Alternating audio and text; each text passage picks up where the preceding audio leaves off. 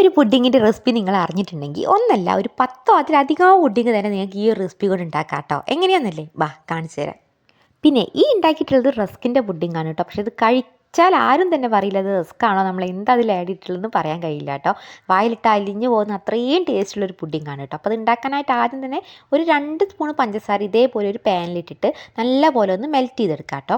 അപ്പോൾ ഇതേപോലെ നമ്മൾ ഒന്നും ചേർത്ത് കൊടുക്കേണ്ട ആവശ്യമില്ല. ഇതൊന്ന് ചൂടായി വരുമ്പോൾ ലോ ഫ്ലെയിമിലിട്ടിട്ട് ഒന്ന് ചൂടാക്കി എടുക്കുമ്പോൾ തന്നെ ഇത് മെൽറ്റായി കിട്ടും. മെൽറ്റായി കഴിഞ്ഞിട്ട് അപ്പം തന്നെ അത് നമ്മൾ ഏത് പാത്രത്തിലാണോ പുഡിംഗ് ഉണ്ടാക്കാൻ ഉദ്ദേശിക്കുന്നത്, സെറ്റ് ചെയ്യാൻ ഉദ്ദേശിക്കുന്നത്, ആ പാത്രത്തിലേക്ക് അപ്പം തന്നെ ഇത് മാറ്റി കൊടുക്കണം. അത് തണുത്ത് കഴിഞ്ഞാൽ പഞ്ചസാര പെട്ടെന്ന് കട്ടിയാവും. അപ്പോൾ അതുകൊണ്ട് പെട്ടെന്ന് തന്നെ പാത്രത്തിലേക്ക് മാറ്റിയിട്ട് ആ പാത്രത്തിൽ നമ്മൾ നല്ലപോലെ റൗണ്ട് ചെയ്ത് ഇതേപോലെ ഒന്ന് ചുറ്റിച്ചെടുത്ത് വെക്കുക കേട്ടോ.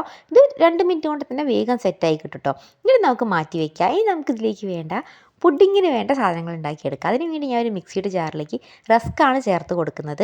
അപ്പോൾ നിങ്ങളുടെ കയ്യിൽ ബ്രെഡ് ആണെങ്കിൽ ബ്രെഡ് ചേർക്കുക, റവയാണെങ്കിൽ റവ ചേർക്കുക, എന്താണോ നിങ്ങളുടെ കയ്യിലുള്ളത് അത് നമുക്കിവിടെ ചേർത്ത് കൊടുക്കാം കേട്ടോ.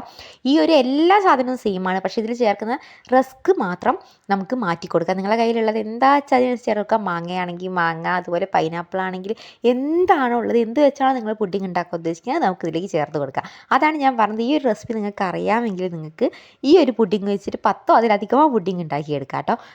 വെറുതെ പറയുന്നില്ല, അടിപൊളി ടേസ്റ്റുമാണ്. ഞാൻ ഇതേ രീതിയിൽ തന്നെ കുറേ പുഡിങ് ഉണ്ടാക്കിയത് എൻ്റെ ചാനലുണ്ട്, നിങ്ങൾക്ക് കയറി കണ്ടു നോക്കിയാൽ മനസ്സിലാവും. അപ്പോൾ ആ റസ്കിലേക്ക് ഞാനിനി ഒരു മുട്ട പൊട്ടിച്ച് ഒഴിച്ച് കൊടുക്കുന്നുണ്ട്.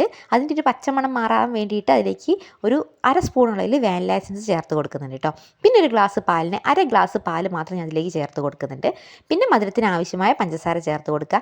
നമുക്ക് പുഡിങ് എപ്പോഴും നല്ല സ്വീറ്റ് ആയിരിക്കും, അപ്പോൾ അതിനനുസരിച്ച് പഞ്ചസാര ചേർത്ത് കൊടുക്കുക. പിന്നെ പാലിൻ്റെ അളവ് പറയുന്നത് നമുക്ക് ഒന്ന് റസ്ക് എല്ലാം ഒന്ന് അരഞ്ഞൊന്ന് മെൽറ്റായി കിട്ടാൻ വേണ്ടി പാകത്തിന് ചേർത്ത് കൊടുത്താൽ മതി കേട്ടോ. ഞാൻ എടുത്ത റസ്കിനനുസരിച്ചാണ് ഞാൻ പാല് ചേർത്തിട്ടുള്ളത്. നിങ്ങൾ എടുക്കുന്നത് എത്രയാണോ അതിനനുസരിച്ച് പാല് ചേർക്കുക കേട്ടോ. ഒന്ന് മെൽറ്റായി കിട്ടാൻ പാകത്തിന് പാല് ചേർത്താൽ മതി. എന്നിട്ട് അത് അരച്ച് കഴിഞ്ഞിട്ട് അങ്ങനെ നമ്മൾ പഞ്ചസാര സിറപ്പാക്കി വെച്ചിട്ടില്ല ആ പാത്രത്തിന് മുകളിലേക്ക് ഒഴിച്ച് കൊടുത്ത് ഒന്ന് ടാപ്പ് ചെയ്ത് കൊടുത്ത ശേഷം നമുക്കത് ആവി കയറ്റിയിട്ട് വേവിച്ചെടുക്കുക നമ്മൾ ചെയ്യുന്നത്.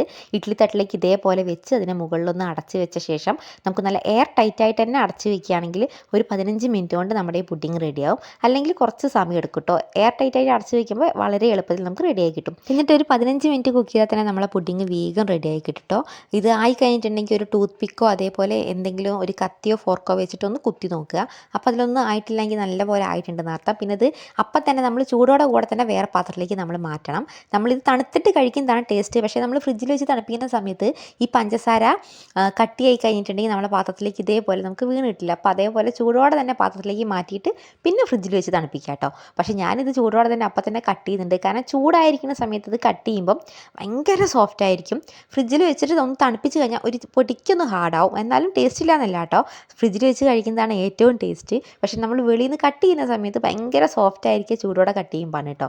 എനിക്കിത് ഭയങ്കര ഇഷ്ടമായി. അതുപോലെ എൻ്റെ മക്കൾക്കും ഭയങ്കര ഇഷ്ടമാണ് കേട്ടോ. ഒരു എപ്പോഴും ഉണ്ടാക്കി കഴിഞ്ഞിട്ടുണ്ടെങ്കിൽ മോനൊക്കെ വേഗം കേക്ക് എന്നാണ് അവൻ പറയുക. അപ്പോൾ വേഗം താ അതേപോലെ പറയും. അതുപോലെ നാത്തൂൻ്റെ മോൾക്കും ഇത് ഭയങ്കര ഇഷ്ടമാണ് കേട്ടോ. അപ്പോൾ നിങ്ങൾ ട്രൈ ചെയ്യാത്തവരാണെങ്കിൽ തീർച്ചയായും ട്രൈ ചെയ്ത് നോക്കണം. ഇതുപോലെ റവ ബ്രെഡ് എന്ത് വെച്ചിട്ട് വേണമെങ്കിൽ നിങ്ങൾക്ക് ഉണ്ടാക്കിയെടുക്കാം കേട്ടോ. അപ്പോൾ ഈ ഒരു പുഡിങ് ട്രൈ ചെയ്തിട്ട് നിങ്ങൾക്ക് ഇഷ്ടപ്പെട്ടാൽ നിങ്ങൾ എന്തായാലും ബാക്കിയുള്ളതും ട്രൈ ചെയ്ത് നോക്കും. അപ്പോൾ തീർച്ചയായും ട്രൈ ചെയ്ത് എൻ്റെ ഫീഡ്ബാക്ക് ഒന്ന് കമൻറ്റ് ചെയ്യണേ. അതേപോലെ ചാനൽ കുറേ കുട്ടി വീഡിയോസ് ഉണ്ട്, അതൊക്കെ ഒന്ന് കാണാൻ വേണ്ടി ചാനൽ സബ്സ്ക്രൈബ് ചെയ്ത് സപ്പോർട്ട് ചെയ്ത് കൊടുക്കണേ. അപ്പോൾ ടാറ്റാ.